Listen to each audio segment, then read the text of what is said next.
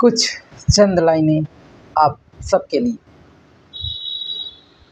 दुनिया का सबसे छोटा संविधान चीन का है। दुनिया का सबसे छोटा संविधान चीन का है। कोई अपराधी बचता नहीं है। कोई अपराधी बचता नहीं है। सबसे भारी भरकम संविधान भारत का है। कोई अपराधी फंसता नहीं है। सरकारी राशन की दुकान पर भीड़ देखिए। सरकारी राशन की दुकान पर भीड़ देखिए।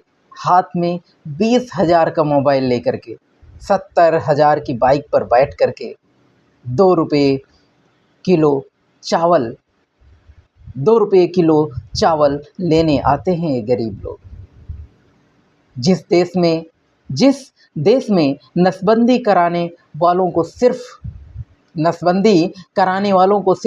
1500 रुपये मिलते हों, जिस देश में नसबंदी कराने वालों को 1500 रुपये मिलते हों और बच्चा पैदा होने पर 6,000 मिलते हों, और बच्चा पैदा होने पर 6,000 मिलते हों, तो जनसंख्या कैसे नियंत्रित होगी? तो जनसंख्या कैसे नियंत्रित होगी? एक बादशाह ने गधों की कतार में चलता देखा। एक बादशाह गधों को कतार में चलते देखा तो धोबी से पूछा, ये कैसे सीधे चलते हैं? ये कैसे सीधे चलते हैं? धोबी ने जवाब दिया, जो लाइन तोड़ता है उसे मैं सजा देता हूँ, बस इसीलिए सीधे चलते हैं। जो लाइन तोड़ता है उसे मैं सजा देता हूँ, इसीलिए सीधे चलते हैं। बादशाह बोला, मेरे मुल्क में अमन कायम कर सकते हो? मेरे मुल्क में अमन कायम कर सकते हो? धोबी ने हामी भर ली। धोबी शहर आया तो बादशाह ने उसे मुंसिफ बना दिया और एक चोर का मुकदमा आ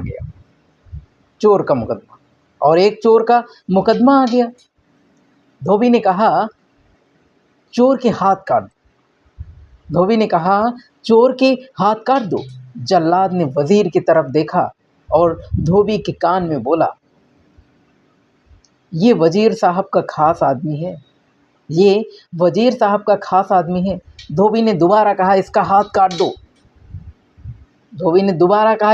काट दो।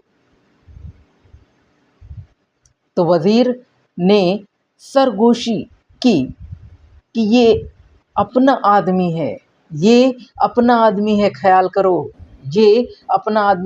करो। इस धोबी ने कहा, चोर का हाथ और वजीर की जुबान दोनों काट दो। चोर का हाथ और ये वजीर की जुबान दोनों काट दो, और एक फैसले से मुल्क में अमन कायम हो गया।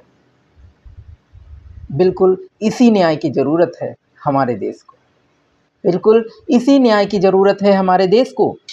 सरपंच की सैलरी 3,000 से लेकर 5,000 तक होती है। सरपंच की सैलरी 3,000 से लेकर 5,000 तक होती है। समझ में नहीं आता कि 2 साल बाद स्कॉर्पियो फॉर्च्यूनर कहाँ से आ जाती, कहाँ से ले आते हैं। सभी जनप्रतिनिधि के संबंध में यही कहानी। जज की कुर्सी से मात्र 5 मीटर की दूरी पर पेशकार 100-200 रुपये लेता है, जिसे आज तक कोई जज नहीं देख सका। भ्रष्टाचार मुक्त भारत इसी मुहिम का हिस्सा बनिए और इस वीडियो को ज़्यादा से ज़्यादा शेयर करिए। इन चंद लाइनों में कुछ गहन विचार छुपे हुए हैं, जिनको ढूंढने का प्रयास करिएगा। साथियों, इन्हीं चंद लाइनों के साथ मैं अपनी वाणी को विराम देता हूँ। जय हिंद।